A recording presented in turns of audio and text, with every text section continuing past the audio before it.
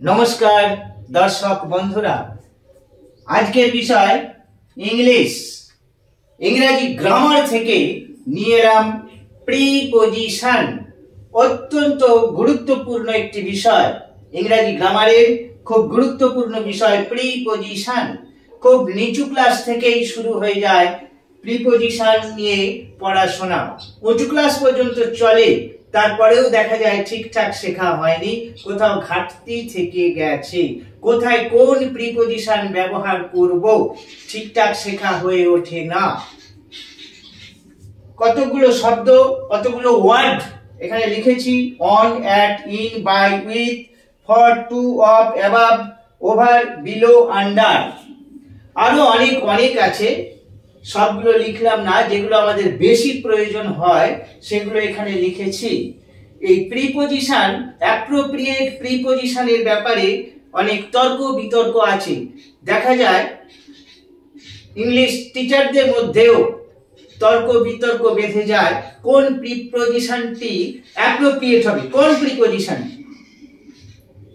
এতগুলো দেখাবো না, আজকে দেখাবো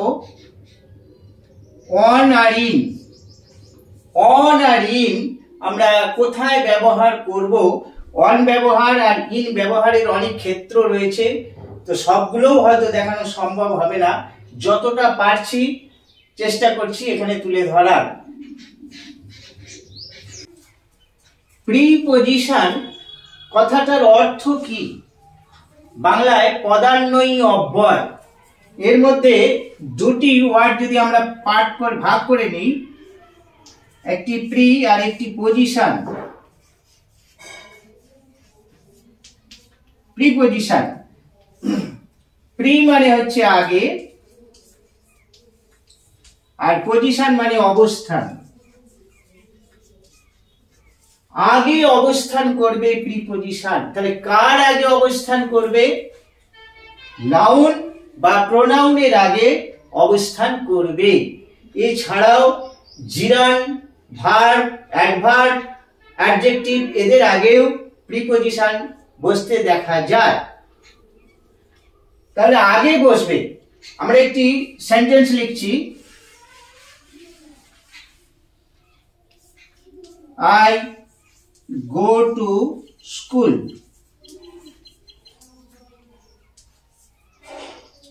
I go to school এই সেন্টেন্সে টু হলো প্রিপজিশন, এটা হচ্ছে নাউন। স্কুলটা নাউন, নাউনের আগে বসেছে। এই টুটা বাক্যের বাকি অংশের সঙ্গে সম্পর্ক স্থাপন করেছে। আমি স্কুল যাই, তাহলে টু এর কাজটা হচ্ছে এই নাউনের সাথে বাক্যের বাকি অংশটার সম্পর্ক স্থাপন করেছে।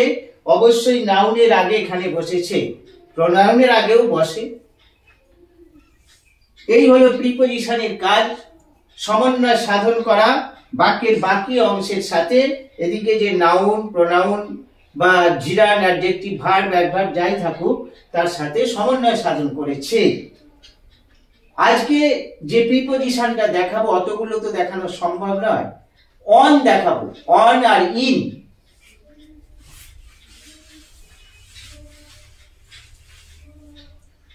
অন মানে উপরে, আমরা সবাই জানি। অন প্রিপজিশন কোথায় বসাবো আমরা? There is a book on the table. টেবিলের উপরে একটি বই আছে। কোনো কিছুর উপরে যদি স্পর্শ করে থাকে, পৃষ্ঠতল স্পর্শ করে থাকে, তাহলে অন প্রিপজিশন বসাতে হবে। তলটা স্পর্শ করে আছে। There is a book on the table.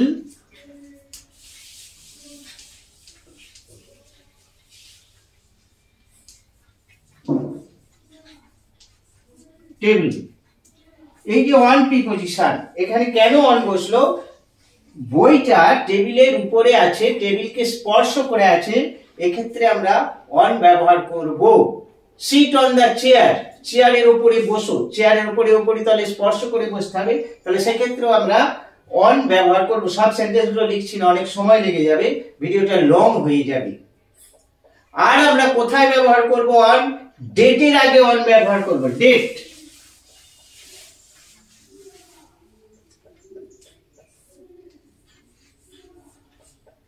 তারিখ, কোন তারিখ যখন আমরা প্রকাশ করব তখন আমরা অন ব্যবহার করব। কিভাবে করব? I will go on 15th March, আমি 15ই মার্চ যাব। I will go, I will go on 15th March. এই যে অন, তারিখের আগে অন বসিয়েছি, তাহলে এটা তারিখ, তারিখের আগে আমরা অন বসিয়েছি। ডেট, ডের আগেও আমরা ডে, দিন, দিন, DAY ডে, দিন, দিনের আগেও আমরা অন বসাবো, দিনের আগে।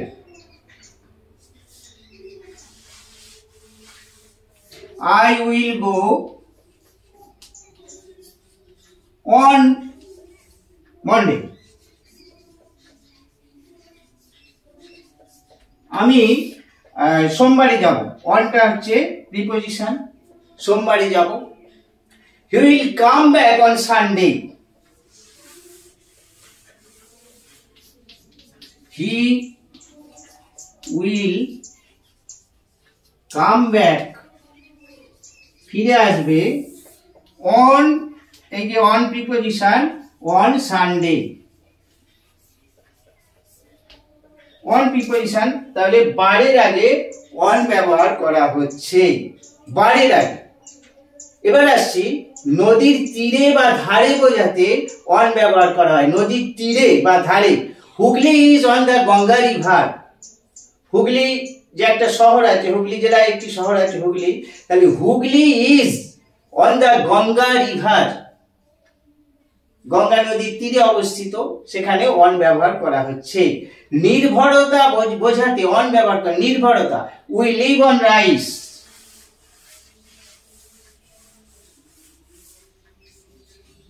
উই লিভ অন রাইস, এই যে অন, আমরা ভাতের উপর নির্ভর করে বেঁচে থাকি। উই লিভ অন রাইস, নির্ভরতা, নির্ভরতা প্রকাশ পাচ্ছে এখানে, তাই এখানে অন প্রিপজিশন ব্যবহার করা হয়েছে। The cow dependent on grass, the cow dependent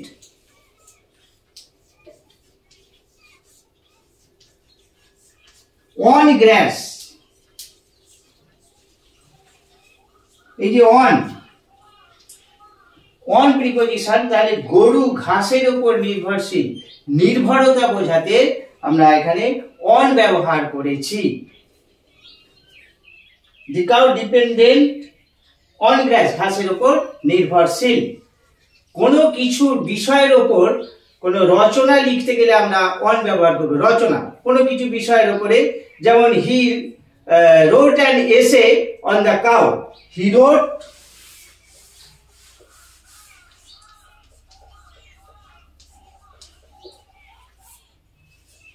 সে লিখেছে, he wrote সে লিখেছে, an essay on cow, he wrote an essay, সেটা এসে হচ্ছে প্রবন্ধ, he wrote an essay on the cow, দুইটা লেখা হয়নি, on the cow, সে গরুর উপর একটি রচনা লিখেছে। he wrote an essay on, তাহলে এই যে কোন বিষয়ে যখন আমরা কিছু লিখছি, একটা সম্বন্ধে, গরু সম্বন্ধে লিখছি, তখন কিন্তু এটি নাউন, কাউ নাউন, তার আগে অন ব্যবহার করছি। he is writing an essay on pollution, he is writing সে লিখছে, an essay on pollution দূষণের উপর লিখছে, তো সেক্ষেত্রেও অন ব্যবহার করা হচ্ছে। এবার আসছি অন ব্যবহারের আরো অনেক অনেক নিয়ম আছে, একটি ভিডিও থেকে যে সব অন শেখা হয়ে যাবে এটা কিন্তু নয়। এবার আসছি ইন প্রিপজিশন নিয়ে। ইন,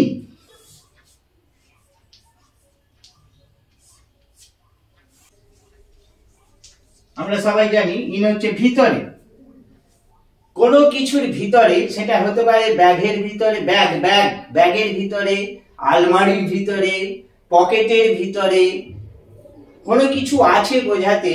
যেমন একটি বাক্য নিচ্ছি, there is a pen in the bag, there is a pen in the bag। এই যে in preposition, there is a pen in the bag, ব্যাগের মধ্যে একটি পেন আছে, ব্যাগের মধ্যে, এখানে ইন ব্যবহার করা হয়েছে। এবার যে কোনো প্যাকেটের মধ্যে হোক, পকেটে হোক, যেখানেই হোক, আমরা কোনো কিছু জিনিস থাকলে আমরা ইন প্রিপোজিশন অবশ্যই ব্যবহার করব। এটা গেল সাধারণ নিয়ম। আরো আছে, বড় স্থানের আগে ইন বসে। যেমন we live in Mumbai, we live in Mumbai, we live in Mumbai. এই যে ইন, এটা বড় জায়গা ইন, কিন্তু ছোট জায়গার আগে কোনো গ্রামাঞ্চল বা কোনো ছোট শহর, ছোট জায়গার কিন্তু অ্যাট বসে, ইন বসে না। ছোট জায়গার ক্ষেত্রে অ্যাট বসবে, আর বড় শহর, বড় প্রদেশ, এইসব ক্ষেত্রে কিন্তু ইন বসবে। দে লিভ ইন কলকাতা, তারা কলকাতায় বাস করে। দে লিভ ইন কলকাতা, কলকাতার আগে কিন্তু ইন বসবে, বড় শহর একটা। দিক বোঝাতে ইন বসে, দিক। আমরা যখন কোনো দিককে উল্লেখ করি, the sun rises in the east, আমি আর লিখছি না, the sun rises in the east, সূর্য পূর্ব দিকে ওঠে, দিক বোঝাচ্ছে, দিক বোঝালে কিন্তু ইন বসবে। মাস, বছর, ঋতুর আগে ইন বসে। মাস, যেমন he was born in July, in July মাসের আগে, যে কোনো মাসের আগে ইন বসবে। ঋতুর আগে in summer, in winter, in rainy season, ঋতুর আগে ইন বসবে। আর কি আরো রয়েছে, দিনের অংশের আগে, দিনের অংশ, in the morning, in the evening, এগুলোর ক্ষেত্রে ইন দি আফটারনুন, যে দিনের অংশ, বিকালে, সকালে, সন্ধ্যায়, ইন দি ইভিনিং, এগুলোর ক্ষেত্রে কিন্তু ইন বসবে। কিন্তু নাইট, অ্যাট বসবে, অ্যাট নাইট, অ্যাট ডন, ভোর, ডন হচ্ছে ভোর, অ্যাট ডন, অ্যাট নুন, দুপুরের আগে অ্যাট বসবে। এই যে কতগুলো নিয়ম বললাম ইনের, এছাড়াও কিন্তু আরো অনেক নিয়ম আছে। এর দ্বারা যে সব ইন প্রিপোজিশন শেখা হয়ে যাবে এটা কিন্তু নয়। আরো অনেক রুলস রয়েছে ইনের ব্যাপারে, অনেক ব্যাপারে, বা আদার্স যে প্রিপোজিশন গুলো রয়েছে তাদেরও জায়গার, তাদের ক্ষেত্রগুলো বিশাল ক্ষেত্র রয়েছে। যেটুকু আমরা শিখলাম তা দিয়ে হয়তো কিছুটা কাজও আমাদের চলবে। আবার আসছি পরবর্তী কোনো ভিডিও নিয়ে, সাথে থাকুন, দেখতে থাকুন।